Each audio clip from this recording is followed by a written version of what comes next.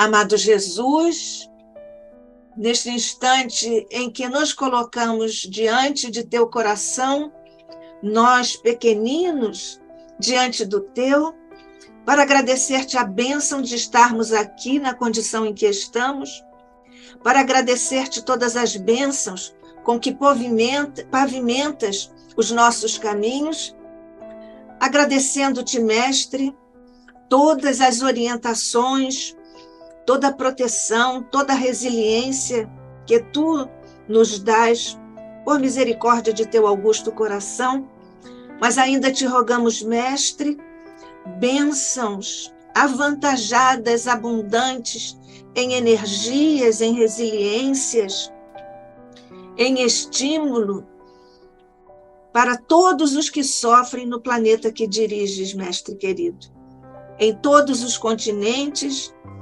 tanto ranger de dentes como tu nos avisaste, nós te agradecemos essas bênçãos com que tu pavimentas os nossos caminhos.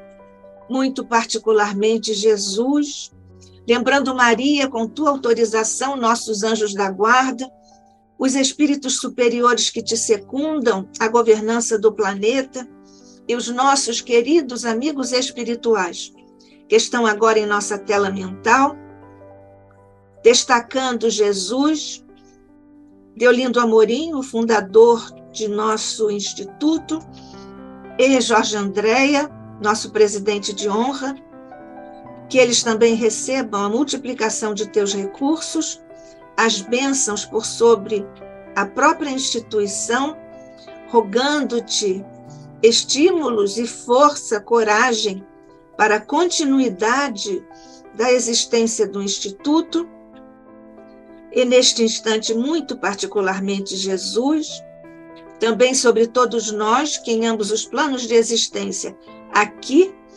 e nos outros acessos a este estudo, nós recebamos o influxo de tuas bênçãos. Mas, particularmente, desce agora por sobre o nosso querido irmão, amigo, companheiro Fabiano Pereira Nunes, as bênçãos, os raios de tua inteligência e as vibrações sacrossantas de teu coração. Que a tua paz, tua luz permaneçam conosco, hoje e sempre, sob a graça de nosso Pai. Assim seja.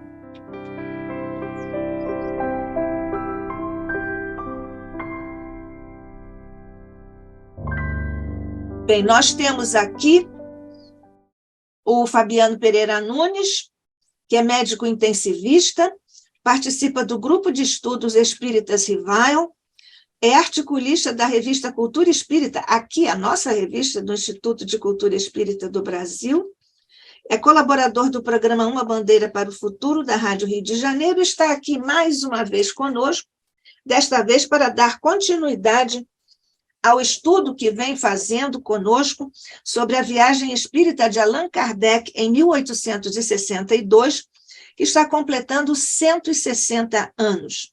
E nós hoje vamos estudar regulamentos propostos por Allan Kardec para associações espíritas, um caminho seguro, ou o caminho seguro, para o movimento espírita. Obrigada mais uma vez, Fabiano, somos todos ouvidos. Olá, queridos amigos, Nádia do Couto Vale, presidente do Instituto de Cultura Espírita do Brasil, Dona Rosa, Carlão, todos os amigos e amigas que vão assistir ao estudo posteriormente, o estudo gravado. É de verdade uma alegria muito grande poder estar reunido com amigos queridos, amigas queridas, para nos debruçarmos mais uma vez sobre esse livro extraordinário, Viagem Espírita em 1862. A introdução a essa obra, a apresentação a essa obra, nós já fizemos nos estudos passados próximos, então vamos pular essa parte e só relembrar a importância de nós estudarmos a filosofia espírita de uma forma coordenada e integrada. Por quê? Cada parte de O Livro dos Espíritos, que é o arcabouço filosófico da doutrina espírita, ela vai ser desenvolvida nas outras obras fundamentais de Allan Kardec, de maneira que a primeira parte é desenvolvida em A Gênese, os Milagres e as Predições, segundo o Espiritismo. A segunda parte, que é do mundo espírita, ou do mundo dos espíritos, vai ser desenvolvida em O Livro dos Médiuns, ou o Guia dos Evocadores. A terceira parte das leis morais será desenvolvida na obra O Evangelho segundo o Espiritismo, e a quarta parte das esperanças e consolações, ela é desenvolvida na obra O Céu e o Inferno, ou A Justiça Divina segundo o Espiritismo. Então, as questões de O Livro dos Espíritos, elas são aprofundadas e desenvolvidas dentro das próprias obras de Allan Kardec. Mas as obras de Allan Kardec em português, que nós temos disponíveis em português, são 23, e todas elas integradas, coordenadas, interrelacionadas e interdependentes. Em A Revista Espírita, Jornal de Estudos Psicológicos, 12 anos da revista, nós temos o Espiritismo na sua prática.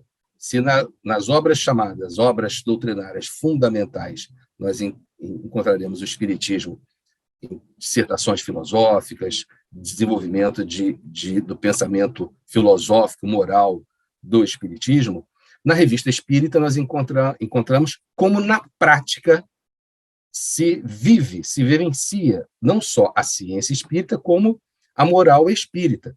Então, nós encontraremos exemplos extraordinários de comportamentos de pessoas que não conheciam o Espiritismo, passaram a conhecer o Espiritismo, de pessoas que se comunicavam com os espíritos, que passam a se comunicar com os espíritos.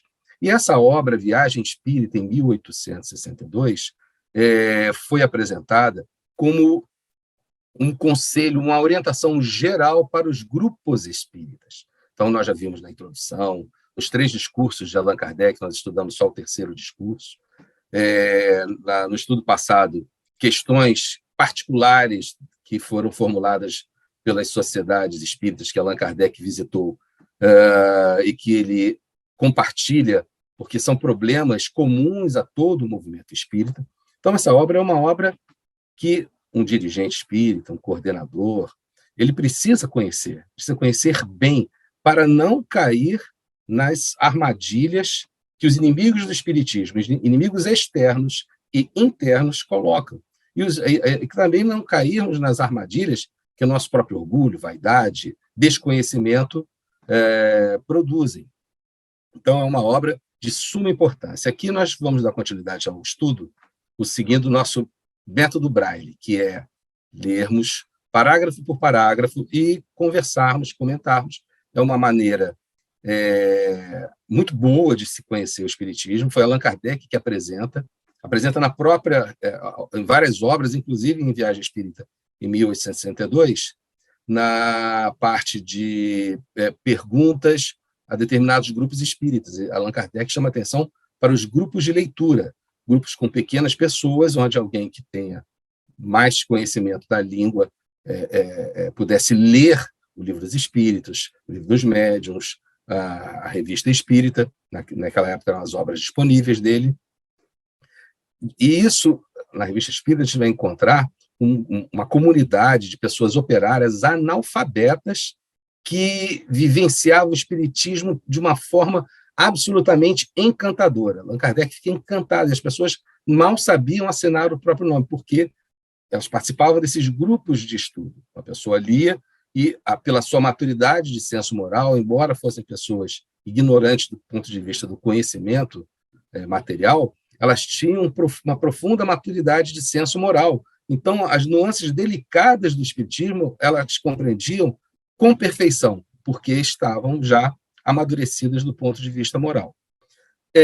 Antes ainda, à guisa de introdução, muitas vezes aparece assim, é estranho, porque às vezes no movimento espírita nós temos que defender Allan Kardec, é algo bem interessante, vamos dizer, assim, você dentro do movimento espírita, nos estudos, tem que defender Allan Kardec, porque, não sei de onde vem isso, criou-se uma ideia de que os conhecimentos, os princípios estariam desatualizados, seriam atrasados, era o contexto daquela época, era o pensamento de um conservador burguês, liberal, enfim, são infinitos rótulos que o mestre recebe, todos eles absolutamente injustos. Por que são injustos?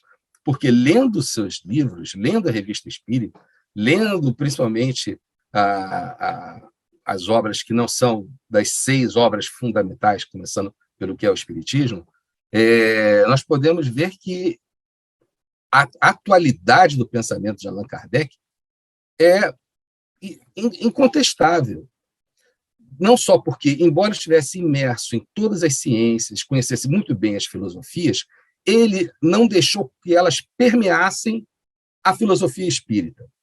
A filosofia espírita, embora exista alguns que digam que tem influência de tal corrente filosófica, tal corrente filosófica, tal corrente filosófica, eu discordo brutalmente, porque os princípios filosóficos e morais da filosofia espírita, elas são uma consequência da ciência espírita, que é a ciência que trata da natureza, origem, destino dos espíritos e a relação dos espíritos com o mundo corporal. E nem o pensamento dos espíritos, Allan Kardec permitiu que os seus sistemas pessoais influenciassem o texto da doutrina espírita. Então, nós vamos encontrar, por exemplo, Allan Kardec, na Revista Espírita, publicando textos sobre Lamennais, um dos grandes filósofos do cristianismo, e Allan Kardec explica que o homem melancólico, sombrio, místico, estava deixando ainda permear essas características nas suas comunicações. Então, Allan Kardec, publicava, mas não endossava aquela filosofia. E o espírito Lamennais, como espírito superior, só poderia responder uma coisa: tens razão, mestre, vou me esforçar em melhorar as minhas comunicações. Eu trouxe aqui mais alguns exemplos. Nos nossos estudos, a gente sempre pesca assuntos que têm correlação com o tema, mas estão em outras obras. Aqui em obras póstumas, que não foi Allan Kardec que editou e publicou, mas é uma referência também bibliográfica, Allan Kardec deixou escrito o seguinte: foi da comparação e da fusão de todas as respostas coordenadas, classificadas e muitas vezes remodeladas no silêncio da meditação, que formei a primeira edição de O Livro dos Espíritos, que foi publicado em 18 de abril de 1857. Então, sim, as respostas, as questões da primeira edição e muito mais da segunda edição foram remodeladas, ou seja, foram reescritas por Allan Kardec. Ele não foi um secretário dos espíritos, ele não foi um secretário que simplesmente tinha uma didática para juntar, coordenar e colocar numa organização didática espetacular. E é espetacular a organização didática. Ele remodelou. Então, veja, mais um pouquinho adiante. Revista Espírita de 1861, em novembro, na bibliografia de O Livro dos Médiuns, ou seja, ele ia publicar O Livro dos Médiuns, a segunda edição de O Livro dos Médiuns, mais particularmente falando, Allan Kardec diz assim: a primeira edição do Livro dos Médiuns, publicada no começo deste ano, esgotou-se em alguns meses. Então, ali, desse ano de 61, publicou a primeira edição de O Livro dos Médiuns, ela se esgotou, e, lamentavelmente, né, o projeto de um dicionário espírita ficou a posteriori. Mas o dicionário espírita já tem a sua base aqui na primeira edição de O Livro dos Médiuns, ela está em francês. Quem souber francês pode conhecer um pouco do dicionário espírita de Allan Kardec, está na primeira edição de O Livro dos Médiuns. O que não é um traço menos característico do progresso das ideias espíritas. Nós mesmos constatamos em nossas excursões a influência salutar que essa obra exerceu sobre a direção dos estudos espíritas práticos.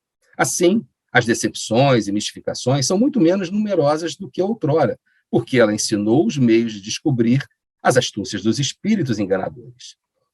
Esta segunda edição é muito mais completa que a precedente. Ela encerra numerosas instruções novas, muito importantes, e vários capítulos novos. Toda a parte que concerne mais especialmente aos médiuns, a identidade dos espíritos, a obsessão, as questões que podem ser dirigidas aos espíritos, as contradições, aos meios de discernir os bons e os maus espíritos, a formação das reuniões espíritas, as fraudes em matéria de espiritismo, recebeu desenvolvimento muito notáveis, fruto da experiência. No capítulo das dissertações espíritas, adicionamos várias comunicações apócrifas, acompanhadas de observações adequadas a dar os meios de descobrir a fraude dos espíritos enganadores que se apresentam com falsos nomes. Então, aqui, só para concluir, devemos acrescentar que os espíritos reviram a obra inteiramente. Então, vejam, foi da sua experiência, da sua vivência, do seu conhecimento polimático, do seu conhecimento enciclopédico, da inspiração do Espírito de Verdade, da inspiração dos bons espíritos, que ele desenvolveu a obra. E depois, como era de costume, ele passava a revisão de espíritos como Santo Agostinho, São Luís, o próprio Lamennais, através de médios que não se conhecessem, e chegava ele à sua conclusão final. Então, ele diz assim, devemos acrescentar que os espíritos reviram a obra inteiramente e trouxeram numerosas observações do mais alto interesse, de sorte que se pode dizer que a obra é deles, tanto quanto nossa. Veja, ele não está dizendo que a obra é nossa, é minha, tanto quanto deles. Não. Ele assumiu a autoria da obra, e dos espíritos também. Então, se nós temos secretários aqui, secretários são os espíritos, segundo Allan Kardec apresenta. Eu sei que isso aí pode parecer orgulho, vaidade, mas de forma nenhuma não é. O espiritismo, Santo Agostinho já tinha dito isso, tem que estar sob um só chefe, um só líder, para que ele vá no trilho certinho. Já imaginou se tivesse lá montar em 2 cavalos? Vai cair o cavalo. O espiritismo precisava estar sob a liderança desse espírito. Esse sim é o vaso escolhido. Porque os chamados vasos escolhidos, como, por exemplo, Paulo, se aproximaram para ajudar ao vaso realmente escolhido para a terceira revelação. Então, seria o vaso super escolhidíssimo, né? Então, a gente tem que entender, a filosofia espírita, Allan Kardec, ele não é um secretário. Ele sempre assume as obras como sendo nossas obras doutrinárias, nossas obras. Nossa de quem? De Allan Kardec, que é uma pessoa que não tinha currículo. Qual era o currículo de Allan Kardec? O autor de O Livro dos Espíritos. Era esse o currículo de Allan Kardec. E o currículo do professor Rivai, aí era outra história. O professor Rivai nasceu em 3 de outubro, 4 de outubro, 3 ou 4? Não, 3 de outubro de 1804. Allan Kardec nasceu em abril de 1857, 18 de abril de 1857. Não vou ler esse texto, fiquem tranquilos, só para dar um exemplo. Na Revista Espírita, de 1858, o espírito São Vicente de Paulo, nós somos admiradores, tanto quanto a análise do Couto Vale, ele publicou uma série de estudos sobre a caridade. Então, estudos filosóficos, né? Então, ele vem dissertando sobre a caridade na Revista Espírita, um texto... Posso interromper um pouco? Pode, claro. Antes da gente entrar no próximo tema, antes de você... Tá? Só para não passar em branco, eu acho assim, as questões que são levadas sobre a atualização da doutrina espírita, lógico que não existe, está extremamente atualizada nos dias atuais, a gente vivencia isso até na nossa situação política do país agora. O que se refere, às vezes, em questões na parte científica, mas a científica não espírita.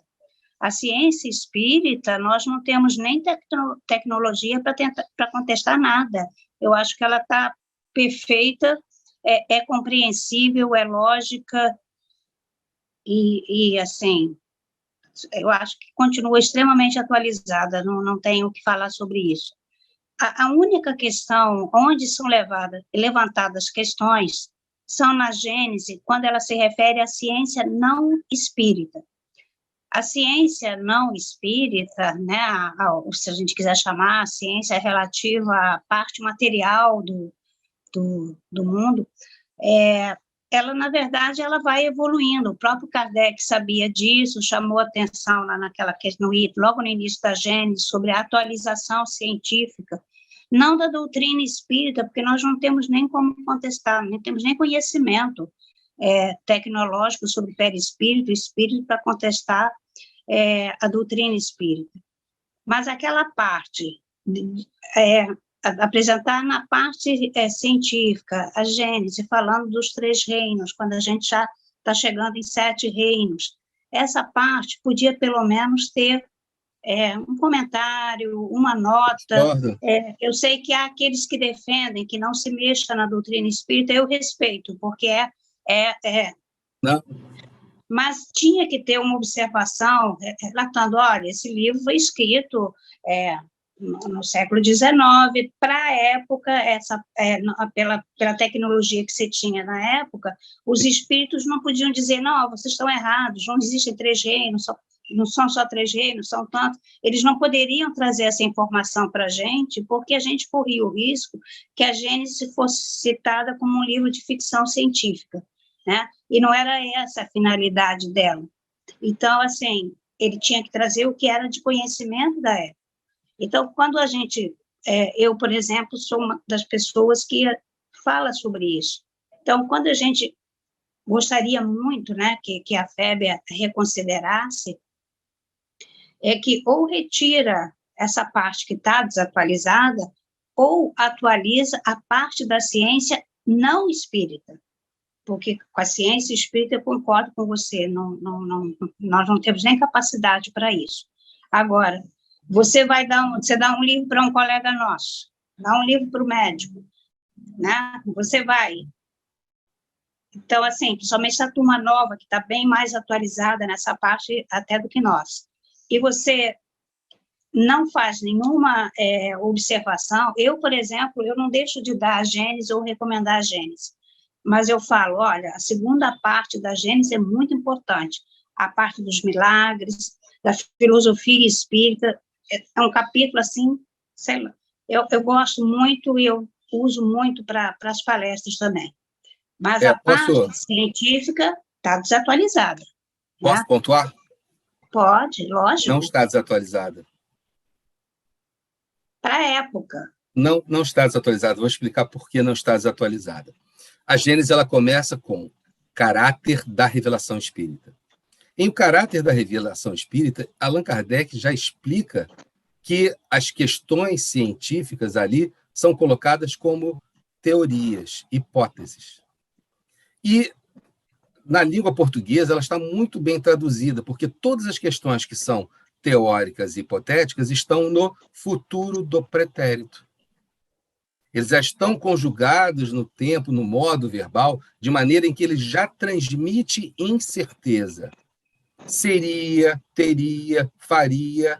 Então, se nós fizermos atualização científica, a Gênese vai ter que ser reeditada todos os anos. Isso é, além de humanamente impossível, economicamente impossível.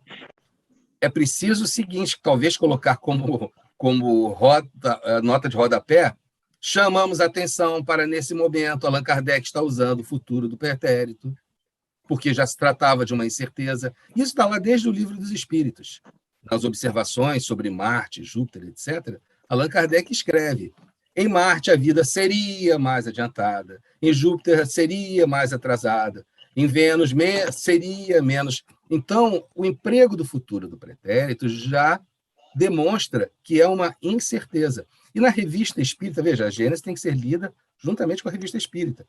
Então, por exemplo, em relação à abiogênese, que era chamada de geração espontânea, tem um artigo na Revista Espírita, onde Allan Kardec fala que, com todas as letras, a gente apresentou isso até a propósito da Revista Espírita, né? Apresentamos a Revista Espírita como uma teoria, uma hipótese. Ele até considerava provável, mas é da alçada da ciência, onde o espiritismo não se mete, porque não é da sua alçada. Essa é que é toda a questão. Primeiro, se concentrar no caráter da revelação espírita, onde ele já está ali dizendo a revelação espírita ela não é uma revelação de ciência. E segundo, atentar para o futuro do pretérito, que é muito utilizado, justamente por quê? Porque há a incerteza por serem teorias.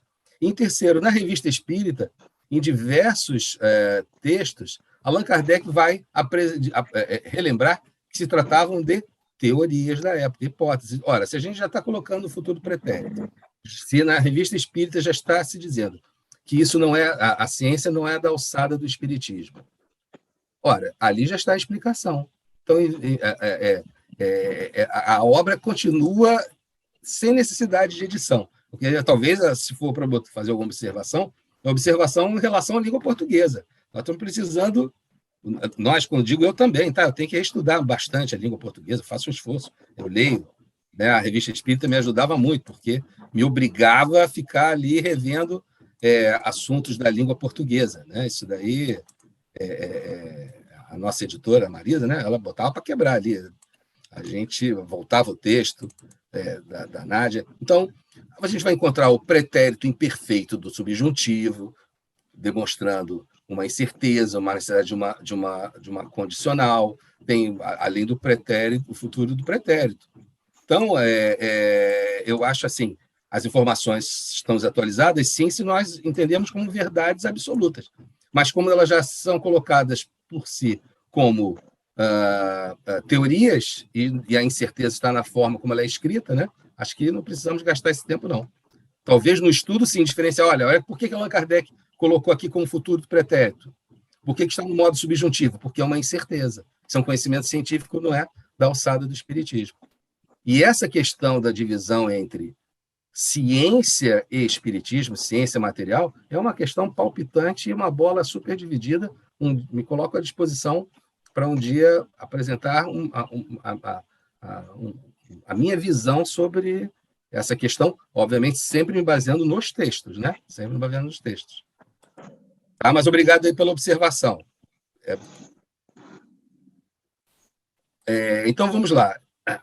Estamos aqui, então, o texto do Espírito São Vicente Paulo está lá, longo, gigante, depois perguntas e respostas. Todo esse texto foi remodelado para ser incluído em o Evangelho segundo o Espiritismo. O texto deixa de ser a caridade, que foi o que o Espírito Vicente de Paulo escreveu, e passa a se chamar a beneficência, porque para Allan Kardec, a beneficência era um título muito mais pertinente ao conteúdo da mensagem de Vicente de Paulo. E o texto ficou menor, ficou algumas frases ipsis literis, outras foram remodeladas e toda a instrução de Vicente de Paulo foi remodelada. Assim se construiu o edifício. Então, vamos lá. Projeto de regulamento para o uso de grupos e pequenas sociedades espíritas. Está aí um tema que só pelo título ninguém quer assistir. Faça uma palestra assim, materialização e sexo. Pronto, vai lotar milhões de visualizações.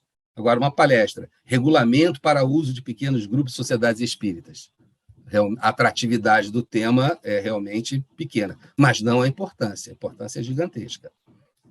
Então, nessa obra Viagem Espírita, em 1862, Allan Kardec, dando atenção principalmente aos pequenos grupos espíritas, onde há maior comunhão de pensamento, maior comunhão de sentimento, maior comunhão de propósitos e, por consequência, a assistência de espíritos superiores, justamente porque não há intrigas, divisões, concorrências, rivalidades, em tese, né? Allan Kardec propõe um pequeno projeto de regulamento. E aí ele começa dizendo que, abaixo-assinados, todos tinham que concordar, ou seja, antes de começar a fazer parte de um pequeno grupo, ler o regulamento. E à medida que você concorda, assinar que concorda. Hoje em dia, isso é muito normal, né? Você vai instalar um aplicativo, concordo com os termos de uso, concordo com os termos de privacidade, você vai lá, clica, não quer ler nada, depois você não sabe o que você está concordando, né? Eu não consigo ler tanta coisa tão pequenininha, mas o projeto de regulamento de Allan Kardec, não. Ela é bem pequena, para que a pessoa não diga que não consegue se lembrar. Então, vamos lá. Qual o objetivo da sociedade? O objetivo da sociedade é o estudo da ciência espírita, principalmente no que diz respeito à sua aplicação moral e ao conhecimento do mundo invisível. Então, está aqui com bastante clareza. O grupo vai se reunir para estudar a natureza, origem, destino dos espíritos, as relações dos espíritos com o mundo material, e, a partir daí, as consequências filosóficas, morais, religiosas. É esse o sentido da reunião. E aí, pela milionésima vez, Allan Kardec escreve: as questões políticas e de economia social, qualquer que seja, liberalismo, socialismo, comunismo, conservadorismo, não importa, elas estão proibidas. Qualquer questão relacionada à política ou de economia social ficam proibidas. Allan Kardec já falou sobre isso no terceiro discurso aos espíritas de Bordeaux e Lyon. Nós lemos no estudo retrasado. Porque isso é uma cunha que divide a reunião espírita. Veja bem, ele não está condenando a participação política, o gosto pela política. Eu tenho um lado, eu não sou neutro, nem isento, até porque eu acredito que não exista neutralidade e isenção. Quando você escolhe neutralidade, você já escolheu um lado.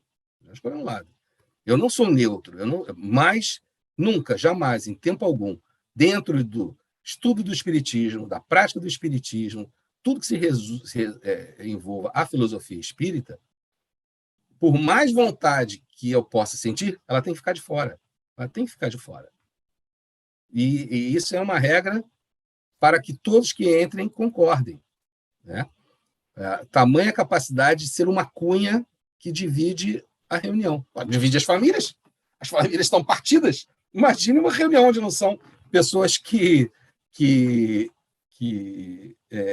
estão juntas desde a infância, né? Então, isso está muito claro.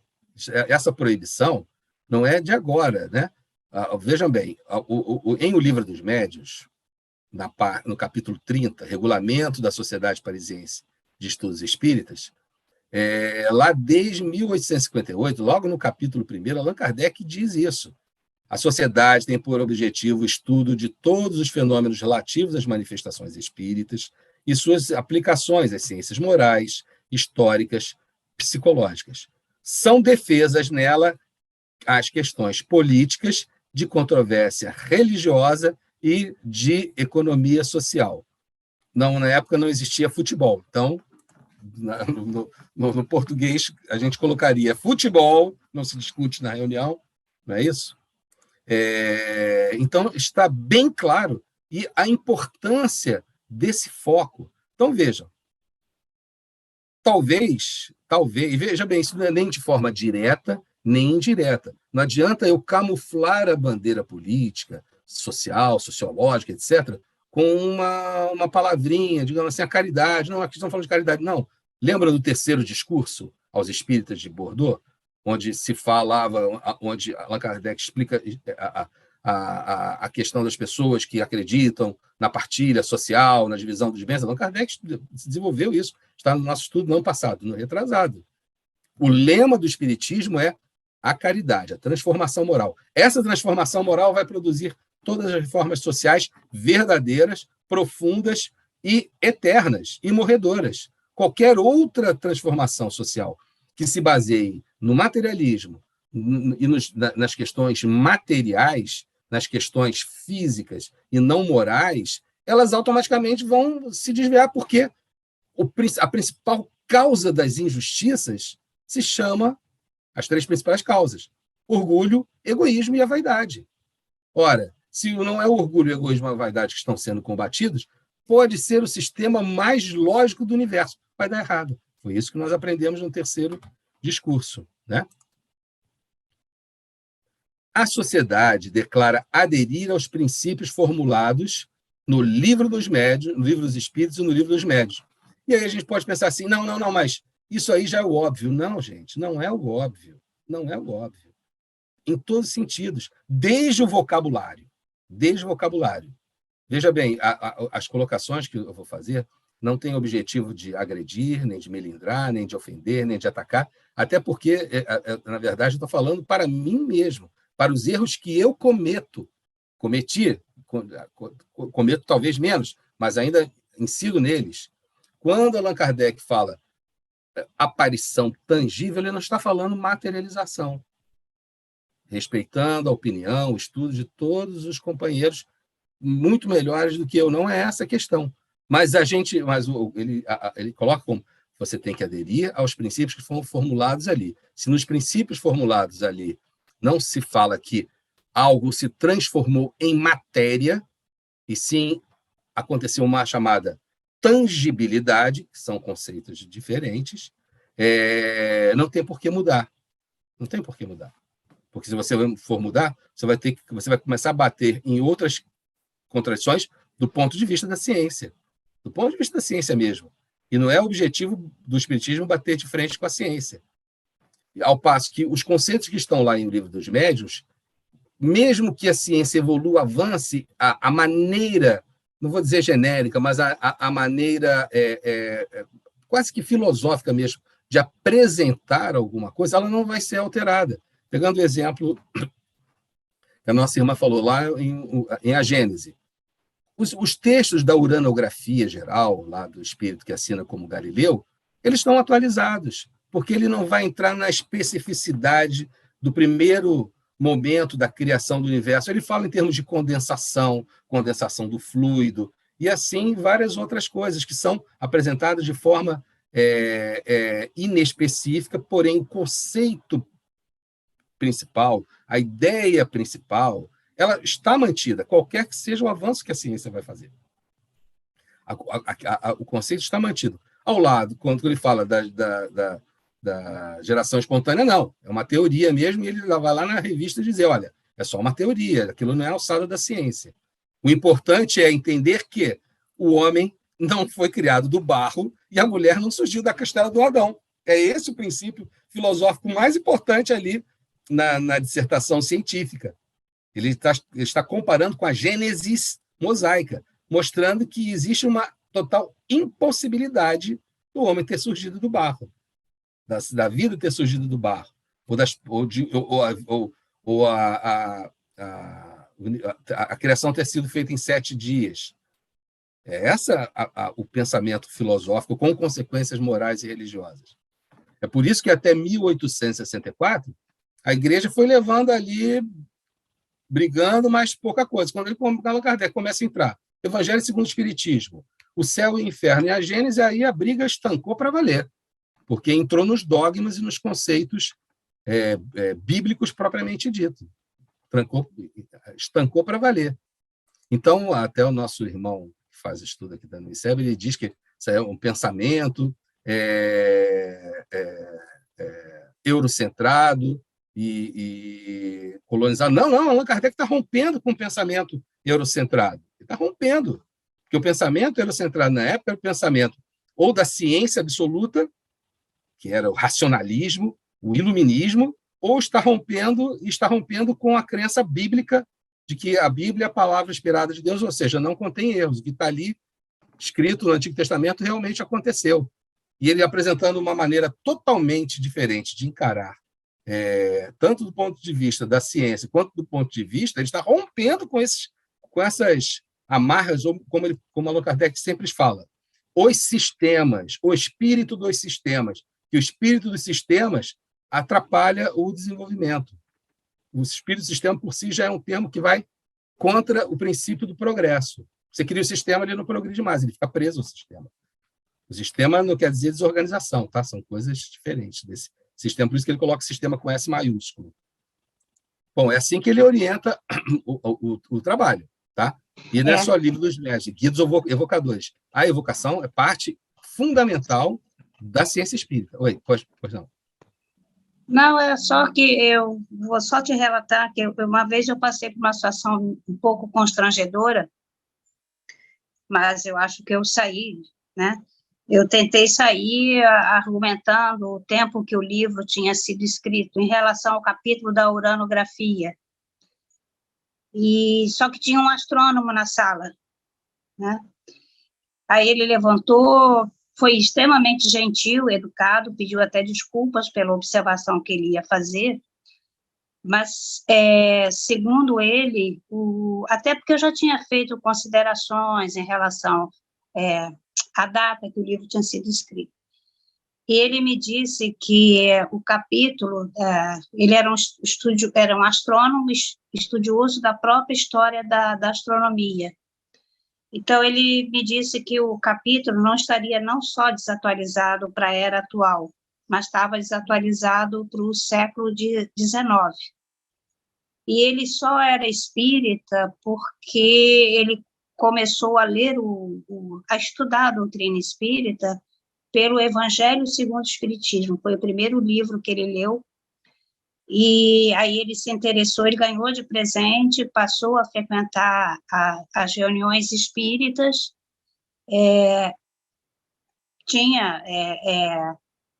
sim, era espírita, não tinha a menor dúvida, é um defensor até da doutrina espírita em toda a sua parte, né?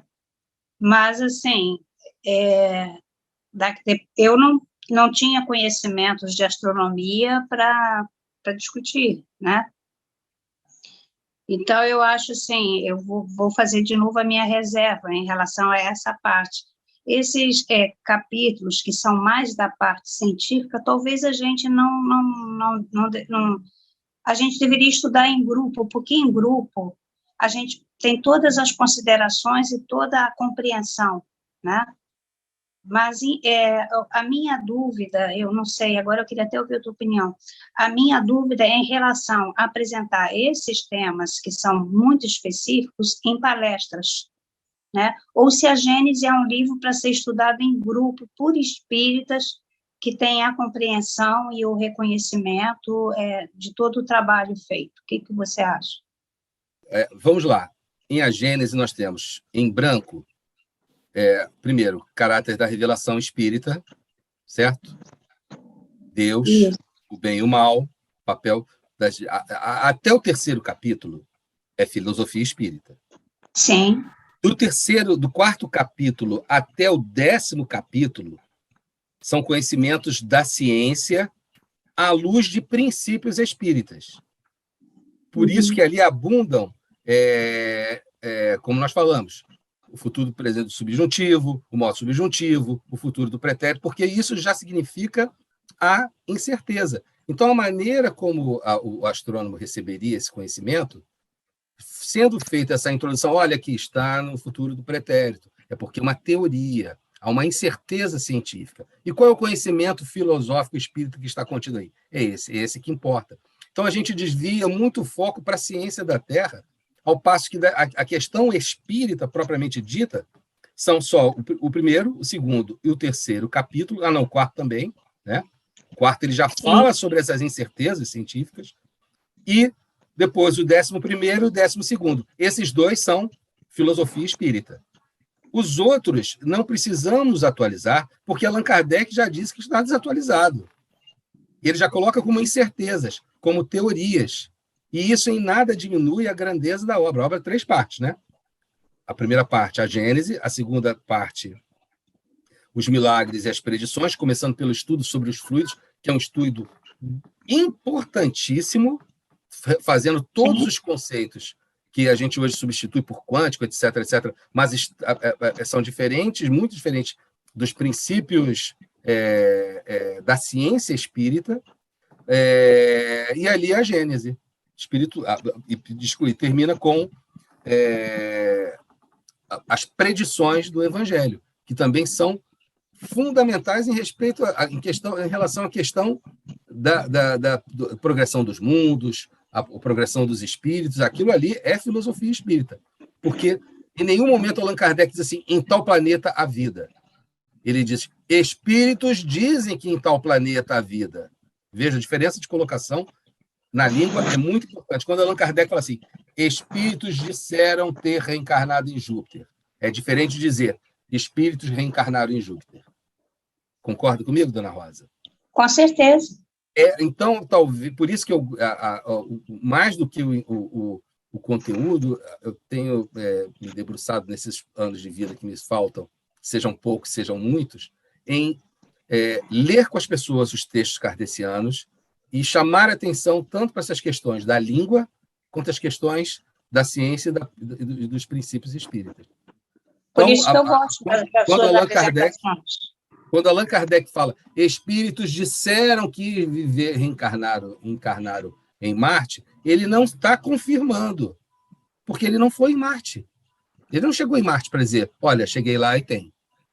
Ele diz que espíritos disseram que fizeram isso. Então, ele está endossando? Não necessariamente. Ele está apresentando. E veja, por exemplo, o senhor Rose recebia o Espírito de Verdade, recebia o Espírito Jorge. Lá na Revista Espírita tem lá o Espírito Jorge dizendo que em Vênus era uma beleza, era fresquinho. Bom, ele descreve quase Petrópolis, Teresópolis e Friburgo, né? O Vênus. E Allan Kardec diz, olha só, não vou assinar embaixo dessa mensagem. Porém, ela pode representar um tipo de vida que deve haver em algum mundo habitado. Então, a gente atropela o que o texto, passa muito rápido sobre o texto completo e acaba dizendo assim, Kardec errou porque disse que tinha vida em Vênus. E ele apresenta a informação do espírito e depois explica, olha, de qualquer maneira, é um tipo de vida que deve existir em algum mundo. Agora, quando chegar em Vênus é que a gente vai saber, né? É impossível, mas... Então, a questão do diálogo da ciência com o espiritismo, ele passa por isso. Quando nós entramos numa alçada que não é do espiritismo, vamos esbarrar com um astrofísico derrubando tudo que a gente fala. Tudo que a gente fala. Pô, o pessoal tem o Alexandre, esqueci o sobrenome do Alexandre, que é lá da Unicamp, que é professor da Unicamp. Ele corta um dobrado, porque ele é massacrado pelo pessoal da física da Unicamp, com conceitos que são impossíveis na ciência. E aí ele apresenta o texto de Allan Kardec. Olha, ele escreveu assim. Assim ele deixou em aberto a questão, e aí o camarada fala, não, desse ponto de vista eu não posso, não tenho como contestar. Eu não tenho como contestar. Tá? Fabiano, você aí falou sobre atualização e tudo. Eu vou fazer uma observação para você e outra para a Rosa. O trabalho do Zanata, publicado pelo Leon Denis, sobre a Gênese, numa versão atualizada, segundo as conquistas da NASA e tudo mais. Queria saber sua posição com relação a isso. E, Rosa, falando-se tanto de Gênese para lá e Gênese para cá, sua área genética, você é doutora em genética, você tem alguma observação com relação a essas questões em a Gênese? Estou aproveitando muito aqui, derivando um pouco. Das ciências mais modernas, né, como a genética, eu acho que a genética ela é muito específica, ela vai nos trazendo, principalmente com a epigenética, né, a nossa relação com a interação entre o genoma que você traz e o mundo habitual, e o mundo, né, e o meio ambiente, né, a relação entre você e o meio ambiente, e isso vai de acordo com toda a doutrina espírita que nos mostra como essa nossa interação com o meio ambiente, né, está relacionada à sua própria evolução. E a genética mostra exatamente isso, que existe sim, você pode ter um genoma, mas o seu comportamento tem um papel muito decisivo, principalmente na sua saúde, né? Você, na realidade, é responsável por isso. Não nos ajuda muito nessas questões que a gente tem tantos questionamentos e tantas dúvidas. Eu acho que, nesse ponto de vista, em relação à espiritualidade, meio ambiente, eu acho que a física quântica vem nos ajudando muito mais, porque ela vem nos mostrando a possibilidade realmente dos mundos paralelos, muita coisa que aparece talvez só agora no século XXI, que só agora talvez o homem esteja mais preparado para compreender, né, que cientificamente não existe só o mundo físico da Terra, a possibilidade do mundo espiritual, esclarecendo que realmente existem a possibilidade de outros planetas habitados, a possibilidade da interação entre os habitantes da Terra, né, e esses outros mundos, pelo menos a nível da própria física quântica, da interação, das ações muita coisa que a gente vem aprendendo nessa interação entre esses diversos mundos, que isso realmente, sendo tudo a natureza, né, toda formada pelos elétrons, as subpartículas, essa possibilidade de interação fica muito possível cientificamente, né? Então, eu acho que sim, eu acho que a genética vai melhorando muito a nossa compreensão sobre a nossa formação material. Talvez talvez a física quântica explique muito mais essa outra parte entre a interação espiritual. Sim. Posso falar sobre essa questão? Isso. Então, vamos lá. Lá na Revista Espírita, de fevereiro de 1862, Allan Kardec publica um texto do Espírito Lázaro. Um texto onde ele fala sobre os instintos. E Allan Kardec coloca a seguinte observação: apesar do nosso respeito pelo Espírito Lázaro, que nos tem brindado com tantas e tão belas dissertações, permitimos-nos discordar de sua opinião no que concerne às últimas proposições, que é sobre os instintos. Pode-se dizer que há dois tipos de instinto: o instinto animal e o instinto moral. O primeiro, como diz muito bem Lázaro, é orgânico, é dado aos seres vivos para sua conservação, bem como a sua progenie, é cego, é quase inconsciente, porque a providência quis dar um contrapeso à sua indiferença e à sua negligência. Já não é assim com o instinto moral, que é privilégio do homem e que pode ser definido assim: propensão inata para fazer o bem ou o mal. Ora, essa propensão se prende ao estado de maior ou menor avanço do espírito. Então, Allan Kardec, mais uma vez, está separando as coisas. O espírito, tal como Galileu, o espírito Lázaro entrou um caminho errado. E Allan Kardec falou: olha só, tem um instinto material, ele é orgânico, ele é animal. E aí a ciência é quem vai revelar tudo sobre essa questão do instinto animal. Porém, existe um instinto chamado instinto moral. Esse instinto moral é uma tendência, uma propensão, é uma compulsão, podemos dizer assim, em fazer o mal ou fazer o bem. E esse instinto moral, ele não tem nada a ver com a hereditariedade, isso está em outros textos. Ele não tem nada a ver, o corpo procede do corpo, e o espírito não procede do espírito, está em o Evangelho segundo o Espiritismo. Esse instinto moral é espiritual, é progresso que o espírito alcançou ou não alcançou. As questões orgânicas são materiais. Então, o princípio espírita filosófico está aqui, imorredouro. O tempo pode passar, os séculos e os milênios, que esse princípio filosófico e moral não vai ser alterado. Embora sobre os instintos, hoje a gente já tem os 4 instintos principais, as subdivisões, a causa dos instintos, o fenótipo, o genótipo, tudo que a professora estuda e mergulha. E aí a física quântica, que é uma ciência da matéria, ela não é espiritual, ela é da matéria. Eu sei que muita gente discorda, mas os livros da questão física quântica são livros de física. Física mesmo, né? Tem a física clássica, física newtoniana, física quântica, são livros de física mesmo.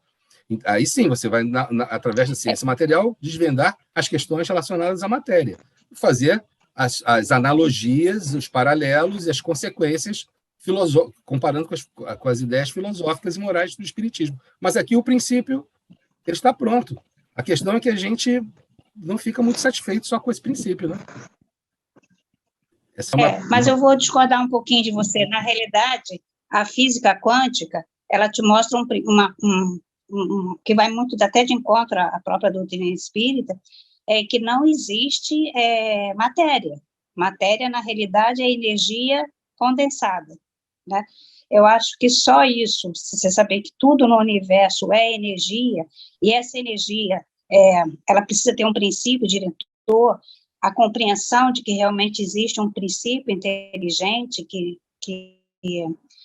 que na realidade comanda toda a matéria, isso é muito o que a própria doutrina espírita nos diz. Né? Você precisa ter um princípio inteligente dirigindo toda essa organização. Essa organização interatômica, ela é dirigida por esse princípio. Sim. E a matéria, você pode usar, claro, é a energia.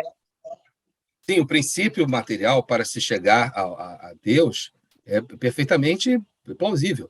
Eu me lembro que na época do Projeto Genoma, um esforço mundial de decodificar o Projeto Genoma, o líder mundial desse Projeto Genoma, ele era absolutamente ateu. E aí ele vendo as sequências matemáticas da decodificação, da exposição, né, da codificação, vamos dizer assim, do projeto do genoma humano, ele falou, é impossível isso ser obra do acaso. Aí ele começou a acreditar em Deus.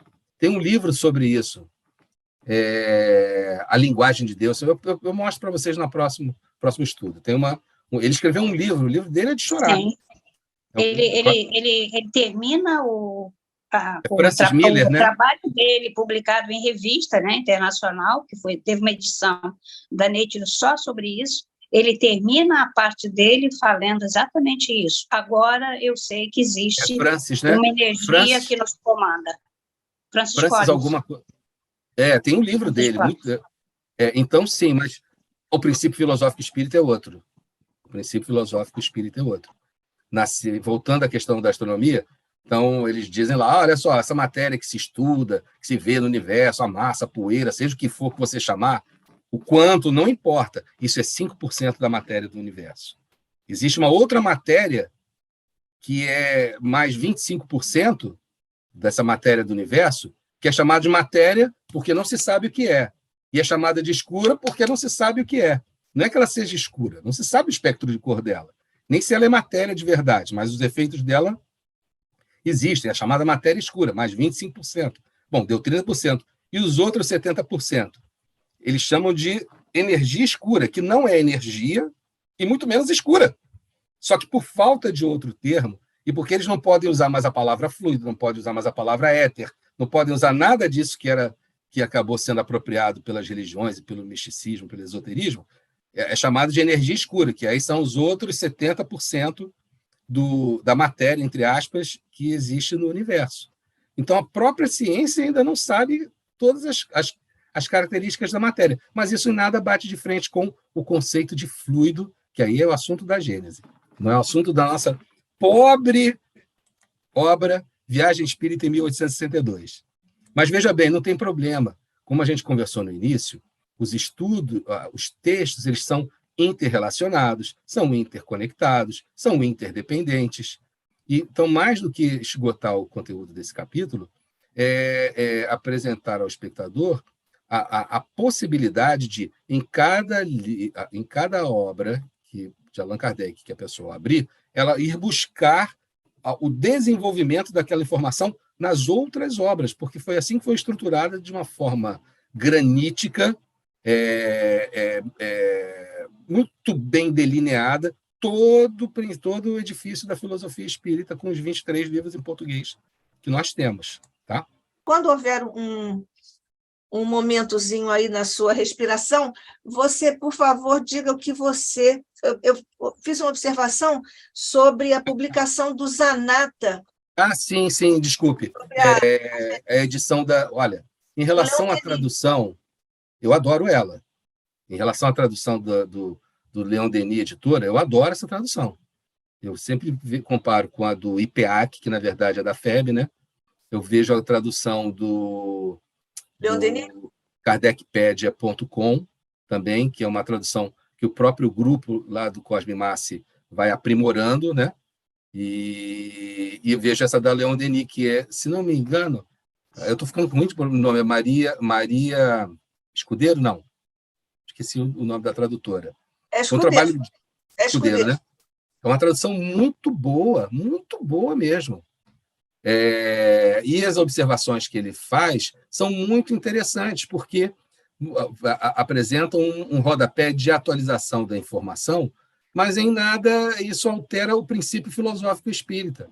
Ele fala só sobre dados da época. Então, digamos, a circunferência da Terra é tanto, mas, na verdade, corrigindo para os dados atuais é tanto. Na época se dizia isso. Eu não vejo isso como um prejuízo. Só que muitas coisas que ele escreve ali já estão desatualizadas também. Né? Já estão desatualizadas.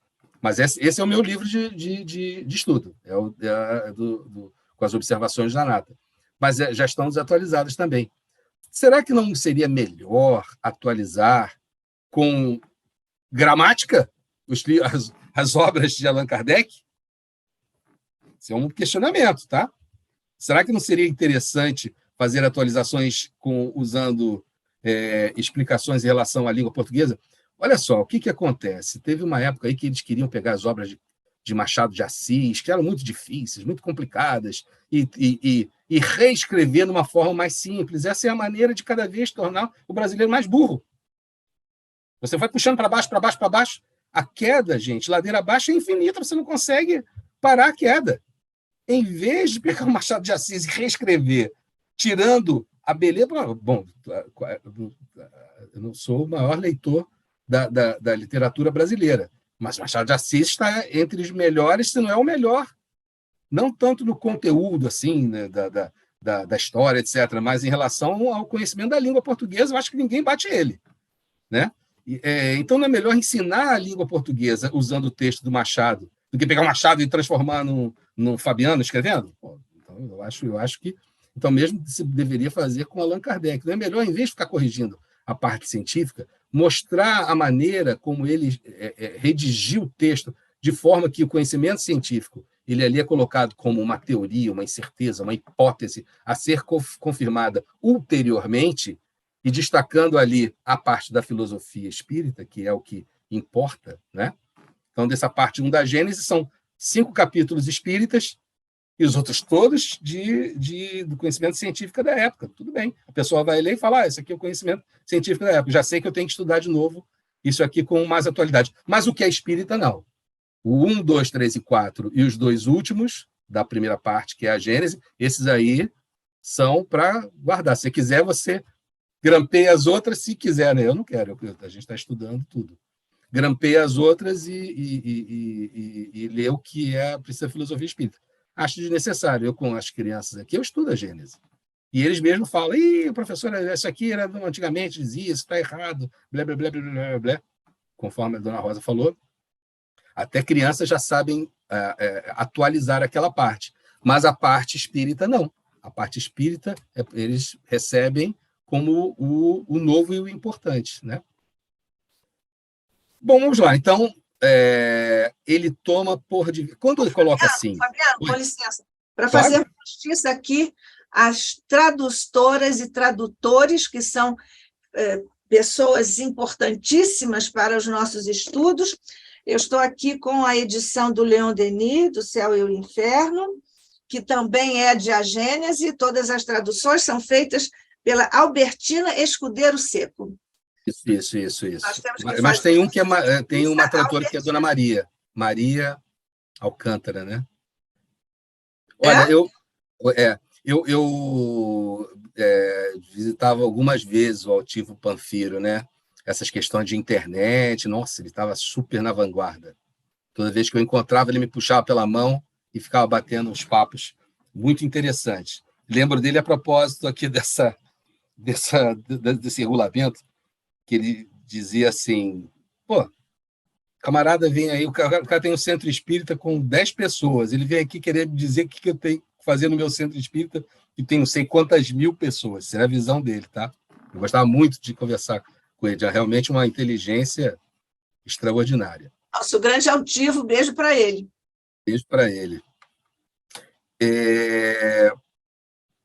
Quando Allan Kardec fala se colocar sobre a proteção de um espírito tal, não é só para botar o nome na porta do centro espírita. Não.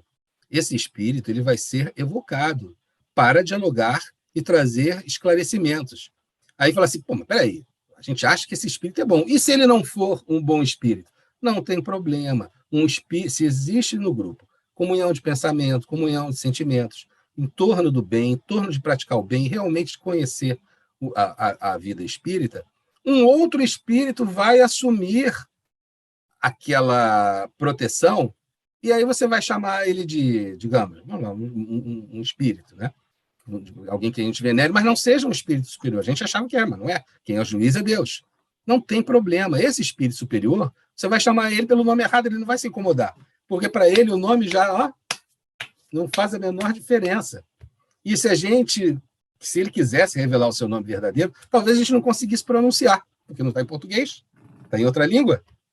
Né? Então, isso não é o problema. Aí esse espírito será evocado para ser o orientador, não para seguir bovinamente o que ele diz, mas essa questão da revisão dos textos.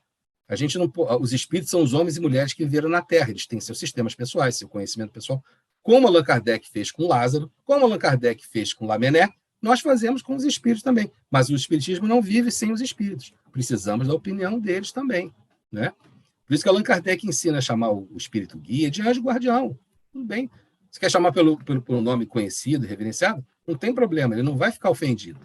O nome dele a gente não consegue mais falar, que deve ser outra língua, outro te amo, outra vida, etc. Chame só de anjo guardião, se você quiser, ou só de espírito guia, se você quiser. Não tem problema para entender que a ação dele sobre a sua vida será moral, né? Então, esse presidente é para trabalhar, tá? Ele é chamado para trabalhar. E o cara lê e assina que concorda. Ele toma por divisa: fora da caridade não há salvação, fora da caridade não há verdadeiro espírita. Então, vejam, em 2 parágrafos, já definimos o que é, quem pode entrar, o que a pessoa vai fazer, e, em primeiro lugar, quem nós somos e no que nós acreditamos. É muito importante todos saberem quem são. Nós somos um grupo de estudiosos da genética, nós somos um grupo de pessoas que têm interesse por gastronomia, por ter interesse em impressionismo. Quem você é precisa estar bem claro na mente de todos. Hoje, o pessoal que trabalha com empresas, com administração, com gestão moderna, acha isso absolutamente até manjado, né? Mas não naquela época. Saber quem você é e o que você vai fazer. Então, ficam todos com o mesmo, olhando na mesma direção. Podem até ter opiniões diferentes, cada um pode até ter uma visão diferente, mas está todo mundo olhando para um só lugar, que é a salvação é feita pela caridade, não é pelo número de mensagens recebidas, não é se você faz muita palestra ou pouca palestra, é a caridade. E quem é o espírita? É o que faz a caridade. Sem caridade não existe verdadeiro espírita. Então, com essas 2 sinalizações, o caminho já foi apontado. Agora falta seguir o caminho, né? Aí ele fala sobre o número de titulares. É importante saber, definir. O que a pessoa no grupo precisa ter? Ela tem que ser perfeita? Não, ela tem que ter dado provas suficientes de conhecimento acerca do espiritismo e sua simpatia para com essa doutrina. Aí fala assim, mas isso daí é o óbvio. Não, gente, não é o óbvio, né? Em 2010, 2011, 2012, houve uma mudança do Código Civil Brasileiro em relação às instituições religiosas, né? Então, na época, eu colaborava com, acho que ainda era UZERJ, na área de ações estratégicas da UZERJ, e a gente via essas questões da revisão, como os centros espíritas iriam se adequar ao novo Código Civil. Aí, também nas instituições que eu participava, a gente refazia os estatutos. Gente, cara, os estatutos que a gente fazia, meia culpa, minha máxima culpa. Tinha de tudo, menos essa questão filosófica. Que a questão, até abordava aqui o objetivo é assistência, mas não esse pensamento de nós acreditamos em quê? É a caridade que faz o espírito progredir, salva, faz ele melhorar, faz ele sair da sua condição de um espírito impuro e ele vai se purificando. E como você reconhece um espírita? Pela caridade. Caridade por pensamentos, por palavras, por atos.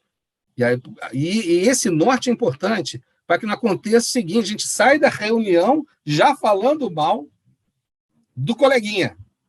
A gente já sai da reunião, começamos a fofoca do coleguinha antes da reunião e continuamos a fofoca do coleguinha depois da reunião.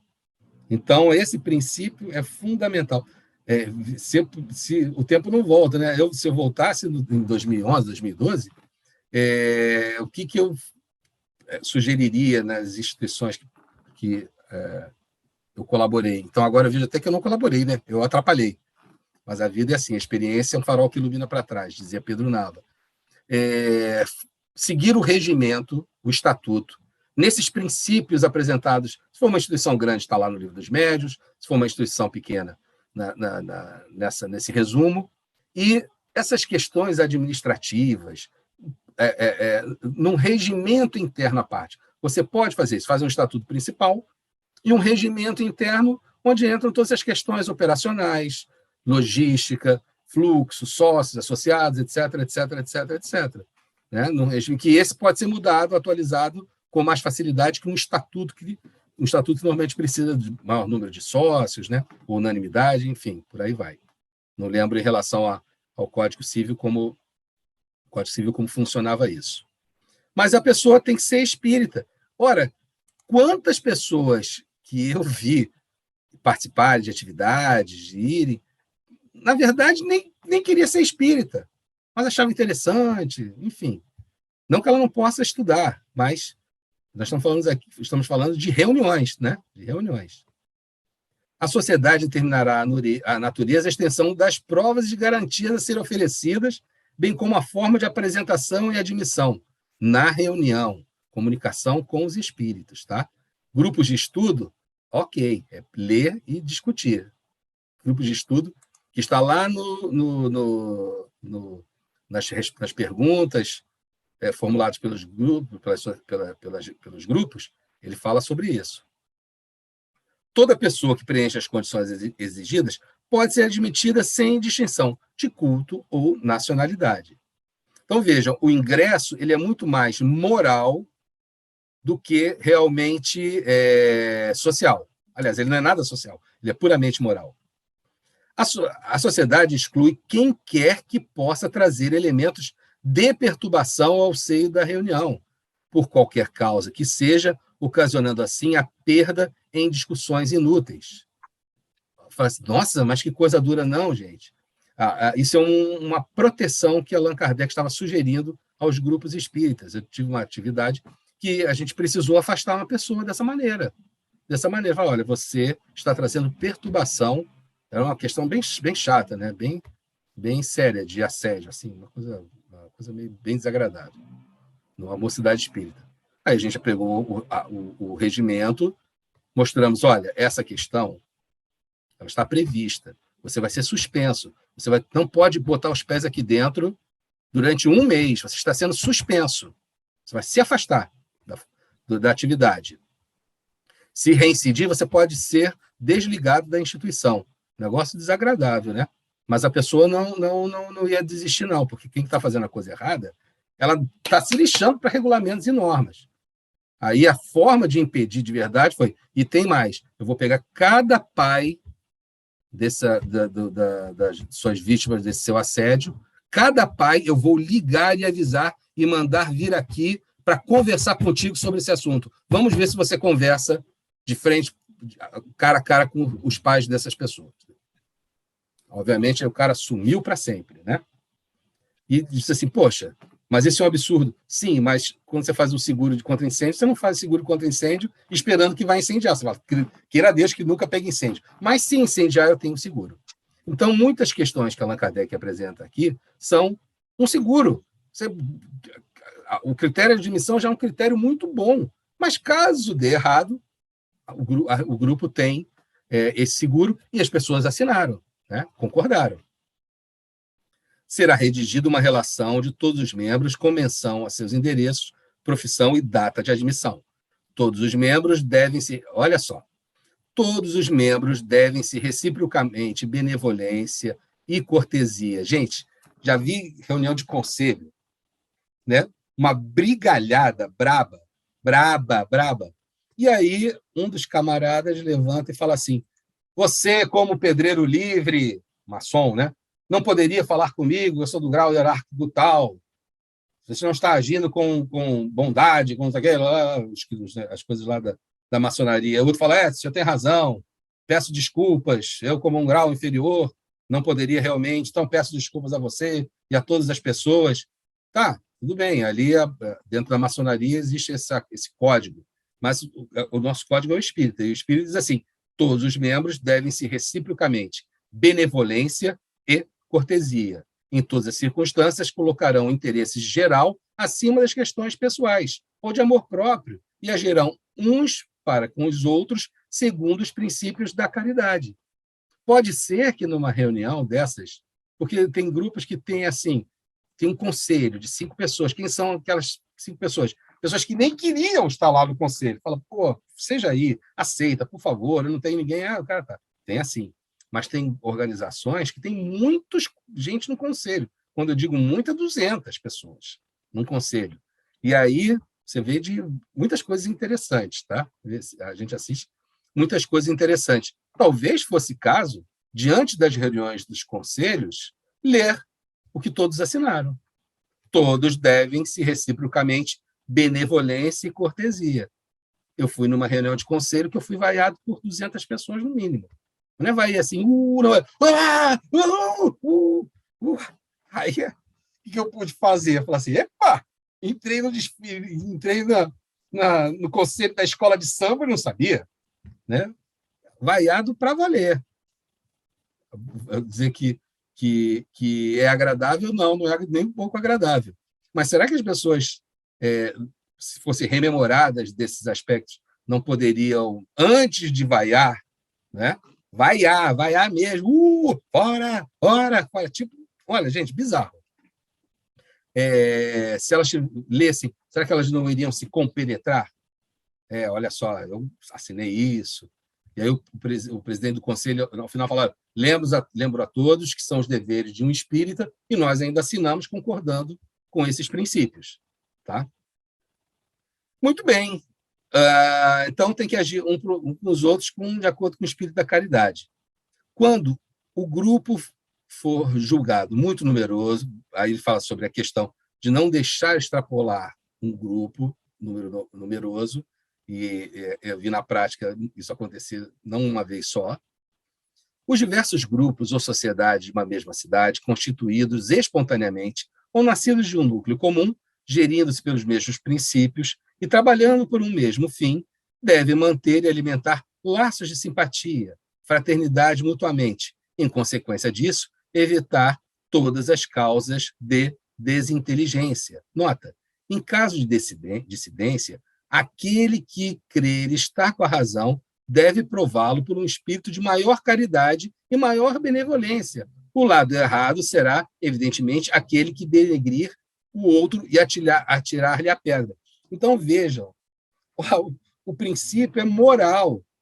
Não é essa questão de se você está atrasado no pagamento da sociedade, não é porque você não pagou um ano tal, etc. Não que isso não seja importante, tá? Então, a gente está na pior financeiramente, é que sabe que a instituição espírita fica numa situação horrível. Não estou dizendo que isso não tem importância, mas o sentido, o significado que fazem da instituição ser espírita é o sentido moral, como estão aqui no regimento, considerações de ordem moral. Não vamos chegar até o final, tá? Só para a sociedade se reunirá às tantas horas e presidida pela mesma pessoa, sempre que possível. As sessões da Ashtanã reservadas a membro, então ele separa, né, os tipos de reunião.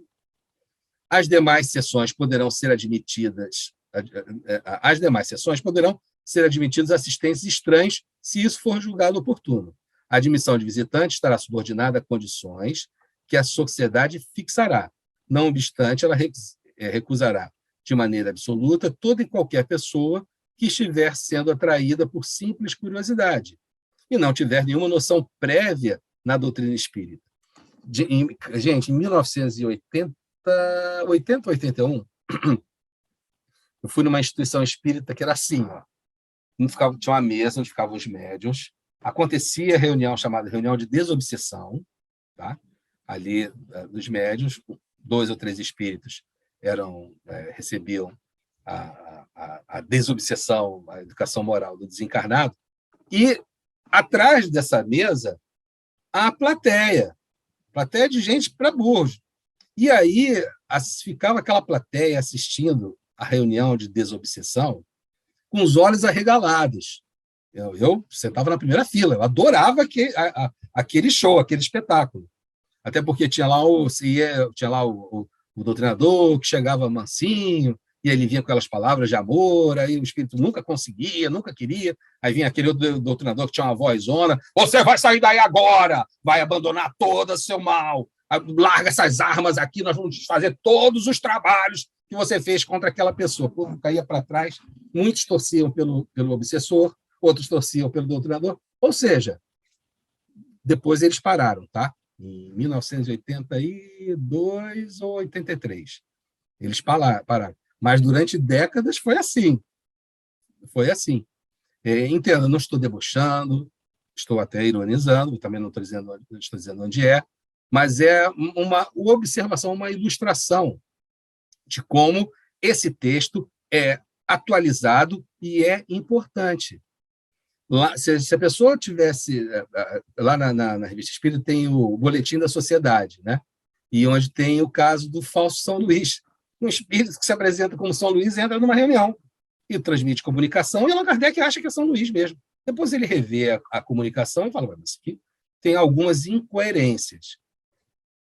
Evoca o espírito São Luís, e o espírito São Luís não era eu mesmo, não, era outro espírito. Aí Allan Kardec fica, aspas, tá? Meio brabo. Você deixou um espírito se comunicar no seu nome? Eu falei assim: sim, deixei. Você viu as pessoas que entraram na reunião e não faziam parte do grupo? Você percebeu? Aí o Allan Kardec disse: não, mas havia um interesse nisso. Eu falei assim: tá bom, então o interesse é um interesse que os olhos viam, mas o espírito entrou e enganou vocês. E aí Allan Kardec aperta o espírito de São Luís, aí vou resumir na minha maneira tijucana de expressar. Aí o São Luís fala assim: mas você não é o Allan Kardec? Você que tinha que ter visto isso. Não sou eu que tenho que te dizer. Você é Allan Kardec. Não foram exatas essas palavras, mas o sentido é esse do texto lá do falso São Luís. E Allan Kardec ele chama a atenção para essa questão de quem está presente na reunião, para que a reunião obtenha êxito, né? 7. Vamos parar por aqui, então? Pode ser? Eu aproveito a oportunidade para dizer que, já que nós fizemos interrupções, não é, Rosa? Eu apanhei aqui o Céu e o Inferno, que é a edição do CELD, e agora eu apanhei da Gênese, porque você fez uma observação de que não seria a Albertina a tradutora de A Gênese, mas a Gênese é a tradução de Albertina Escudeiro Seco. Então, as duas obras são traduções competentes, cuidadosas. Ela tem formação em língua francesa, da nossa querida Albertina. Um abraço para ela pelo trabalho que ela tem realizado tão lindamente. Então, você pode avançar um pouco, porque acho que não daria para você fechar não tudo. Dá. Só para concluir, eu vou dizer o seguinte: Allan Kardec, em algum momento, a pessoa vai assinar por ler esse regimento, concordando que não vai ficar ofendida, melindrada com as críticas que as comunicações vão receber, e mais ainda, dizer que as comunicações não pertencem ao médium, pertencem ao grupo espírita, que pode reler em ocasiões oportunas, pode editar, pode modificar, pode publicar, e o médium não tem nada a ver com isso. Ou pode rejeitar, como não sendo uma comunicação completa do ponto de vista de conteúdo e de forma. Então, essa questão da propriedade da comunicação fica muito clara. Allan Kardec, ele, não só no Livro dos Médiuns, mas nesse texto, ele deixa explícito que não é o próprio médium quem tem que ser o último juiz da comunicação. Se a comunicação vem através dele, ele já analisou, ele já conseguiu apurar tudo que ele é capaz. Então, outro de fora, guardando uma distância emocional, tem que fazer análise daquele texto. E outra coisa, os espíritos têm que ser chamados a fazer a análise daquele texto. E o texto depois tem que ficar guardado e, posteriormente, ele ser analisado. Tá? Isso é muito importante. Um caso famoso, que é do Sr. Rose, né? O Sr. Rose, em 1859 e 1860, ele é um médium sonâmbulo, ele recebia as mensagens do Espírito de Verdade, outros espíritos.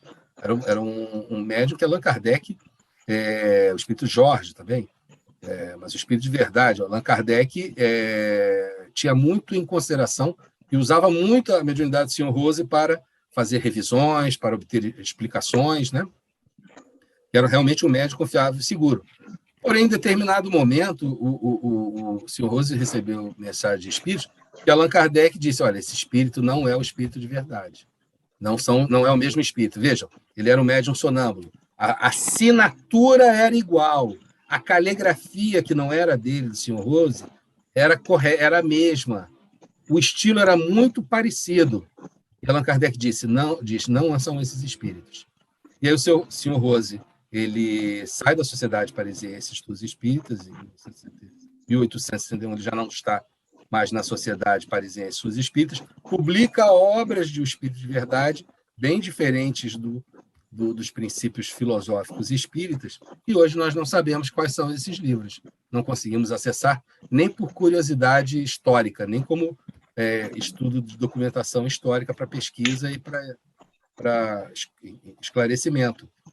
E ele se desviou totalmente da questão. Então, e era um médium moralizado, seguro, sonambúlico, a comunicação tinha um grau de precisão muito grande, era realmente o Espírito de Verdade que se comunicava e desviou-se completamente, por não, vamos dizer, seguir nem no livro dos médiuns, é o regulamento interno da sociedade, que a mensagem não é minha, vai ficar para a sociedade vai estudar e ela decide ou não se aquilo é bom para publicação ou fica só como um estudo interno da sociedade parisiense. Por isso que Allan Kardec parou de publicar o boletim da sociedade, né? É espetacular o conhecimento que a gente garimpa ali, mas ele deixou de publicar, né? Porque era uma coisa mais interna da Sociedade Parisiense de Estudos Espíritas. Vou dar um exemplo para vocês. Existem comunicações, tem um livro, né? Gente, eu estou com uma memória, muito livro, e tudo guardado já em outro lugar, que eu não consigo pegar com facilidade. Mas um livro que publicou as comunicações através da mesa girante da época que o professor Eurípides Barçanufo estava encarnado, né? Ele usava muito a mesa para fazer a comunicação com os espíritos, né? E aí as pessoas leem aquelas comunicações e só fazem muita crítica, mas veja bem, eles tiraram aquilo de um livro de atas, né? O grupo espírita que ressuscitou essas comunicações retirou do livro de atas da sociedade que o Eurípides Barçanufo presidia. Mas não era esse o objetivo, publicação não era para dar publicidade. Aí você faz uma confusão danada, até meio prejudicando o trabalho do próprio Eurípides Barçanufo quando encarnado, né? Pouca gente leu esse livro, nem todos têm acesso, né? Então não é de grande editora, mas o regulamento está ali para dar a direção. Por isso que são conselhos importantes, preciosos para o movimento espírita de todos os tempos, ou pelo menos enquanto nós formos espíritos da terceira ordem. Quando chegarmos na segunda ordem, tudo bem, muda tudo, tá? Deixa para lá. Mas enquanto formos da terceira ordem, eles estão atualizadíssimos. Então é isso, peço desculpas aí pelo horário, agradeço a participação, muito bom estudar junto com vocês, eu agradeço muito. É muito bom estudar com você também, Fabiano. Então, nós vamos fazer o seguinte, eu ainda não fiz a programação para o próximo ano, eu estou aqui muito envolvida com muitas coisas ainda importantes para o ICEB, mas eu vou fazer um painel também no início do ano. Este ano eu fiz 2 painéis, eu não sei se farei 2 ou 1 painel no início do próximo ano, 2023. Então, eu estou propondo aqui que nós façamos, e aí vamos fazer um seminário para nós discutirmos estas questões que hoje começamos a estudar e não terminamos. Não terminamos porque fizemos o que é um objetivo do Instituto, que é um instituto de estudos avançados e de diálogo entre os seus associados e os seus expositores. Nós hoje tivemos aqui a honra de 2 expositores, Fabiano Pereira Nunes e Rosa Martins. Então, nós vamos fazer um seminário. Está bem, Fabiano? Janeiro eu não devo estar no Rio. Janeiro. Sim, mas provavelmente vou fazer só em fevereiro. Tá. Então, aí nós vamos fazer um seminário para nós analisarmos estas questões.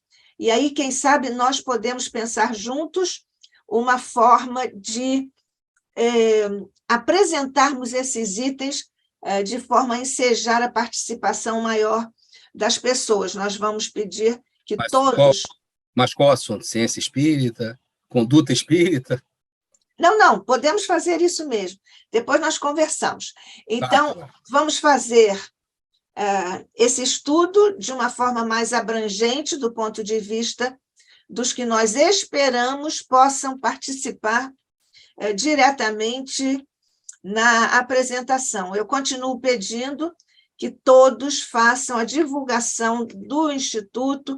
É muito importante nós fazermos isso para buscarmos, como temos pedido, buscarmos um reforço material, presencial, naturalmente, mesmo que seja pelo Zoom, pelas outras formas, para que nós possamos dar continuidade às atividades do ICEB.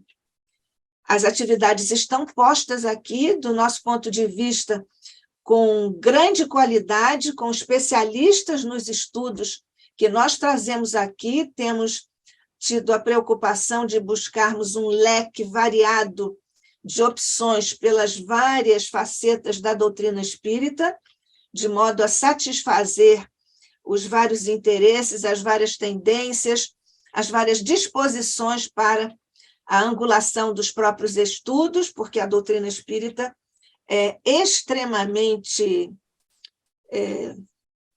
como é que eu vou dizer? Ela é extremamente prenhe, digamos assim. Ela é prenhe de possibilidades de abordagem.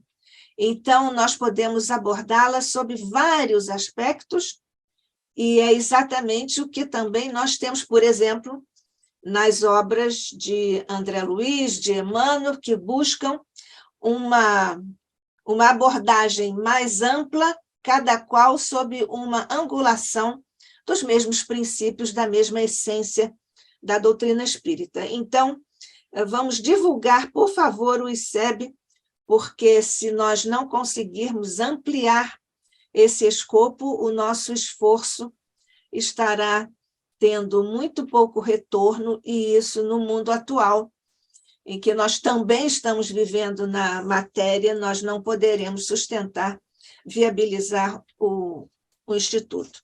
Mas nós confiamos no plano espiritual, nos nossos mentores, nos nossos expositores e em todas as pessoas que tiverem conhecimento dos nossos estudos e, portanto, virão ter acesso a eles. Então, rogando a todos essa divulgação, nós, então, vamos perguntar se você ainda quer fazer uma observação, Fabiano? Não, só agradecer, muito obrigado. Obrigado pela oportunidade. Rosa, você quer fazer uma observação?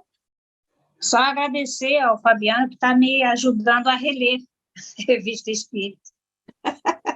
Muito bom. É um prazer. E a recíproca mesmo, esses estudos que nós tentamos fazer, são primeiramente para mim, né, que tem vergonha até de dizer, comecei no Espiritismo aos 14 anos. Aí a pessoa fala, pô, mas não melhorou nada? Melhorei. Vocês aqui não sabem como era antes. Tá? Melhorei bastante. Vou até contar rapidamente aqui um caso. Eu tinha um professor de história um grande professor de história. Pô, mas ele era uma das minhas principais vítimas. Ele tinha um problema de audição. Nossa, coitado desse professor de história. Ele já está até desencarnado. Me desculpa, professor Lobo. Já pedi várias vezes desculpa. Aí, com 15 anos, 16 anos, já estava um pouquinho melhor em termos de calma dentro da sala de aula. Mas aí encontrei esse professor numa palestra do Divaldo. Aí fui correndo para falar com ele. Falei, professor, o senhor é espírita? Ele olhou para mim assim e falou assim, eu sou. Assim, eu também sou espírita. Ele, você se converteu hoje? Eu falei, não, há muito tempo. Ele, você é espírita há muito tempo? Ah, tá, tudo bem. Essa pergunta eu nunca esqueci. Você se converteu hoje? Não, não converti. Não, já tem uns 2 anos. Ah, tá, tudo bem. Que maravilha termos professores. Mas então, só para concluir. Então, eu praticamente, de 2010, 2011, eu estou redescobrindo as obras de Allan Kardec, lendo bem devagar, bem devagar. Tão devagar que eu não sei nem se eu vou conseguir concluir nessa encarnação. Está devagar demais. O importante não é nós cobrirmos os livros, né? Quer dizer, vencer os livros inteiros. É importante você entender o que você está lendo, está estudando, porque ler é diferente de estudar. Nós todos sabemos disso, né? E aqui nós buscamos estudar. Primeiro nós lemos, depois, e junto, imediatamente após, ou junto, nós estudamos uns com os outros. Então, agradecendo mais uma vez a presença e o estudo do nosso querido irmão, companheiro, nosso amigo Fabiano Pereira Nunes, por mais um estudo que ajuda muito para clarificarmos as ideias e, sobretudo, as ideias que estão aqui nos textos irretocáveis de nosso codificador Allan Kardec. Muito obrigada mais uma vez pelo estudo, Fabiano.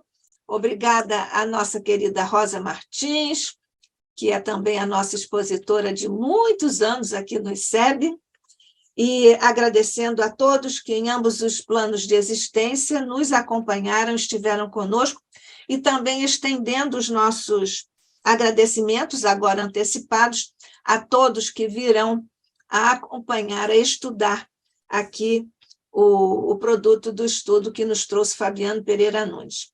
Mas, sobretudo, Mestre Jesus, nossos pequeninos corações erguem-se agora ao teu, augusto, iluminado, crístico, por tudo que nos tens oferecido e, sobretudo, pela proteção que tem dado ao nosso Instituto de Cultura Espírita do Brasil, o ICEB. Mas, como sabes, mestre, conheces os ascendentes do que te vamos agora pedir, ajuda-nos na continuidade do ICEB.